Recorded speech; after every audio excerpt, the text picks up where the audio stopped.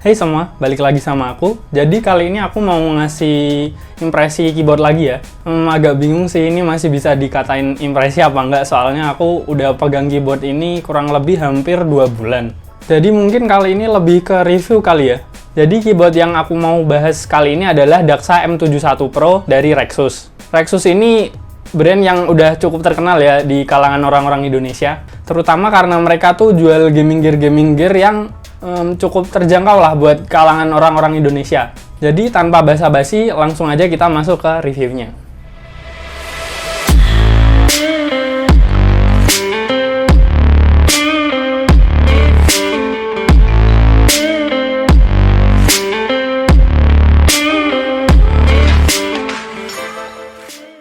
Oke, kita unboxing dulu.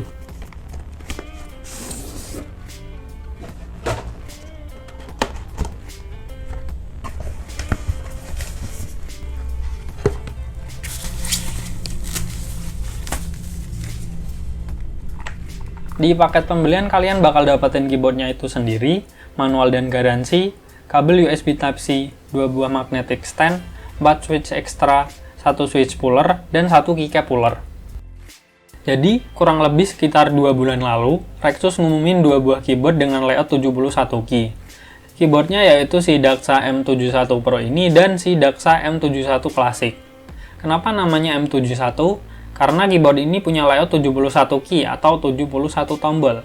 Bentuk kayak gini agak nggak umum ya menurutku. Soalnya setahu aku keyboard mechanical pada umumnya itu ada di ukuran 60%, 65%, TKL maupun full size. Terus bedanya apa antara yang Pro sama yang klasik ini? Bedanya itu yang pertama, kalau yang Pro itu bisa wireless, sedangkan yang klasik itu cuma ada mode wired. Perbedaan lain yaitu yang versi Pro ini switchnya pakai Gateron, kalau yang versi klasik itu pakai switch Otemu. Tapi dua-duanya sama-sama hot swap kok, jadi kalau mau gonta-ganti switch gampang, nggak perlu soldering atau desoldering dulu. Dan setahu aku bisa ganti ke switch merek lain, kayak misal Cherry MX, Durock, Novelkeys, Kehl, dan lain-lain. Keyboard ini aku dapat PO di harga 700.000, buat harga normalnya kayaknya di kisaran 780 sampai 800 ribuan. Aku beli keyboard ini karena kena racun dari temen aku ya. Waktu itu aku hampir kehabisan stok buat keyboard ini, tapi alhamdulillah masih bisa dapat. Sebelumnya aku nggak tertarik sama Rexus sama sekali, karena desain dari gaming gear mereka itu terlalu agresif ya menurut aku. Sedangkan di seri Daxa ini terkesan minimalis dan nggak neko-neko, dimana aku suka banget. Absennya logo robot Rexus juga bikin aku tambah suka sama keyboard ini. Personally, aku kurang suka sama logo robotnya Rexus. Jadi buat aku ini adalah nilai plus. Semoga kedepannya Rexus bisa mengimplementasikan hal-hal kayak gini ke gear-gear mereka yang selanjutnya. Di keyboard ini aku ambil Gateron Red Switch. Switch ini tuh linear dan punya travel distance di 2 mm actuation dan 4 mm bottom. Buat actuation force yang diperlukan buat mencet switch ini di sekitar 45 gram dan bottom outnya di 55 gram. Sebelumnya aku pakai blue switch yang dimana switch itu tactile dan clicky. Sedangkan switch linear ini smooth dan menurut aku enak banget buat ngetik. Overall, ternyata aku lebih nyaman ngetik pakai red switch daripada blue switch karena nggak berisik-berisik banget dan lebih enak suaranya di telinga. Apalagi setelah switch ini kulup dan ku kasih TX film, jadi tambah smooth dan talky. Terus untuk build quality, Daxa M71 Pro ini case materialnya ABS plastik. Walaupun plastik, build quality-nya cukup solid dan nggak ada flex pas coba aku bend. Asumsiku karena plate material keyboard ini pakai logam yang kayaknya aluminium deh, entahlah. Tapi yang pasti plate-nya logam yang nambahin rigidity dari overall build quality di keyboard ini. Untuk keycaps-nya sendiri, aku baca di blognya Rexus kalau ini tuh cherry profile. Tapi setelah aku bandingin sama keycapsku yang OM profile, ternyata ya sama aja sama keycapsku. Entah mereka salah nulis atau gimana. Terus buat bahan keycaps-nya sendiri, Rexus bilang kalau ini bahannya ABS. Tapi beberapa YouTuber yang aku tahu bilangnya ini punya material PBT. Oke, selanjutnya aku mau bahas tentang kenapa aku tertarik sama keyboard ini dan sampai jual keyboard Tagware Phantom L ku yang sebelumnya. Jadi keyboard ini ukurannya kecil, hot swap, wireless, dan customizable.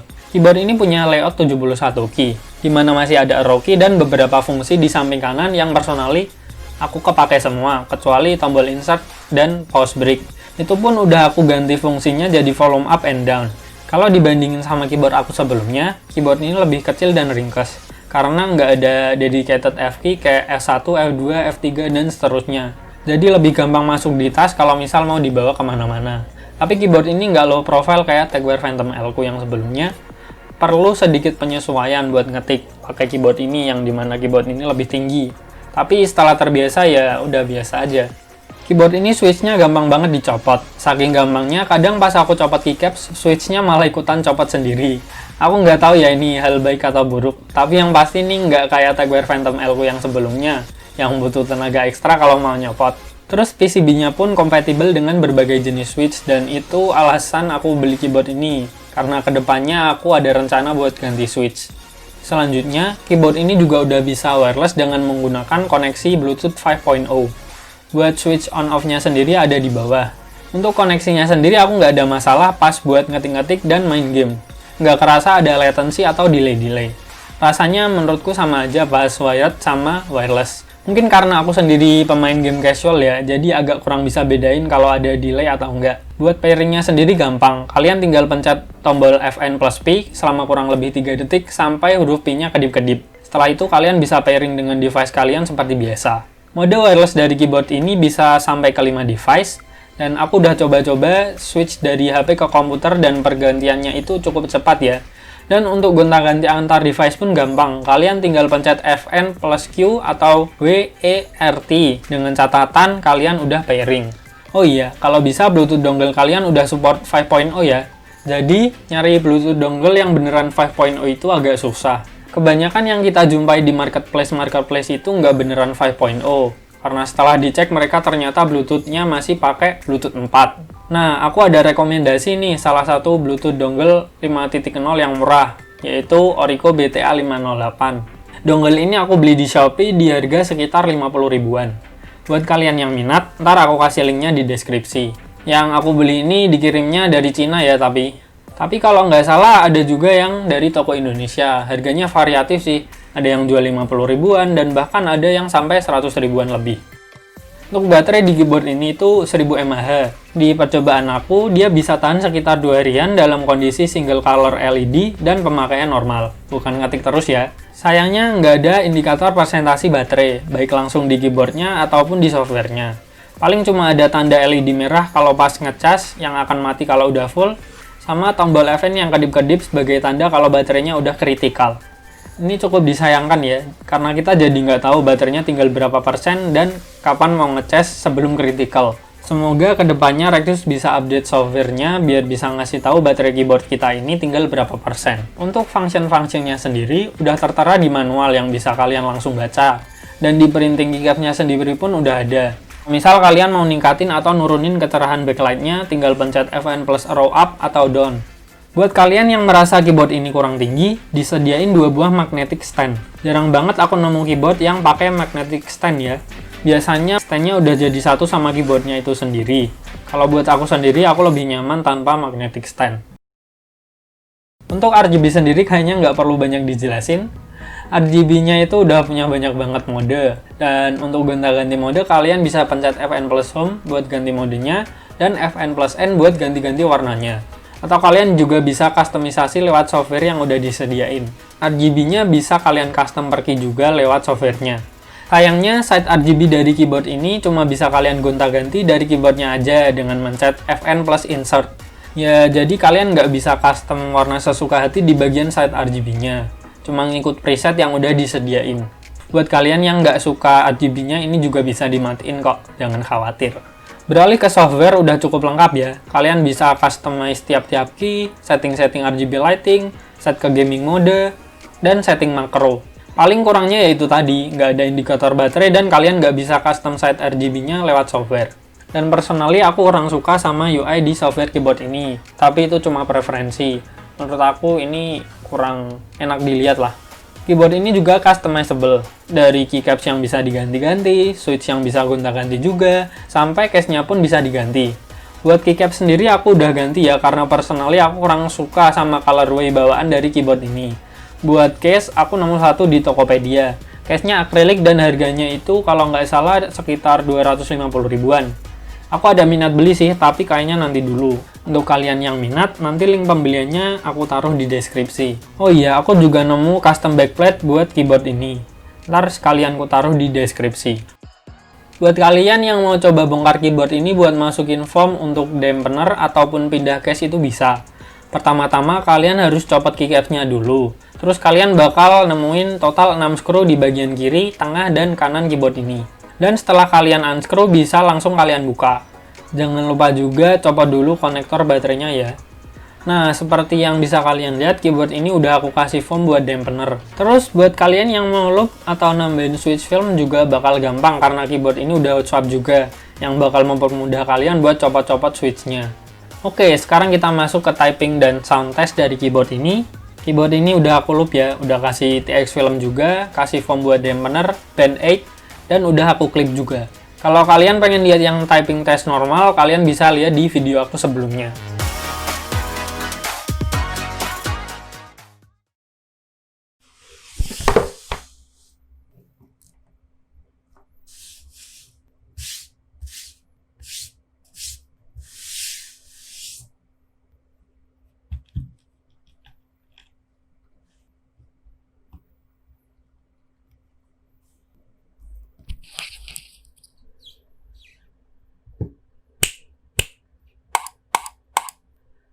Subscribe to Khalid Haidar.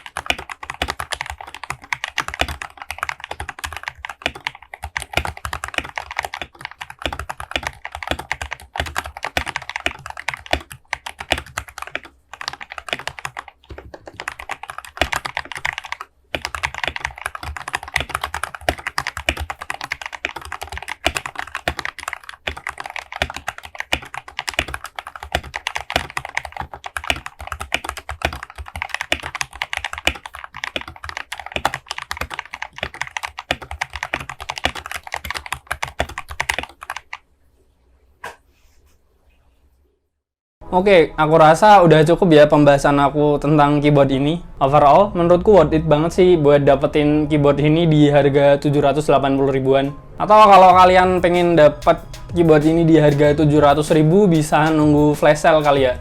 Atau mungkin nunggu aku jual keyboard ini lagi. Jadi di harga segini kalian bisa dapetin mechanical keyboard dengan layout 71 key yang minimalis. Dan itu tuh udah hot swap. Dan hot swapnya itu juga cukup universal. Terus keyboard ini juga udah wireless dengan koneksi Bluetooth 5.0. Dan lagi keyboard ini cukup customizable ya. Udah bisa ganti case, ganti backplate juga, terus switch-nya bisa, apalagi keycaps-nya. Paling kurangnya di keyboard ini cuma hal-hal minor. Kayak misal nggak ada persentasi baterai yang nunjukin tinggal berapa persen baterai kita baik di software maupun di keyboardnya sendiri. Dan side RGB yang cuma bisa di custom lewat preset di keyboardnya dan nggak bisa di custom lewat softwarenya.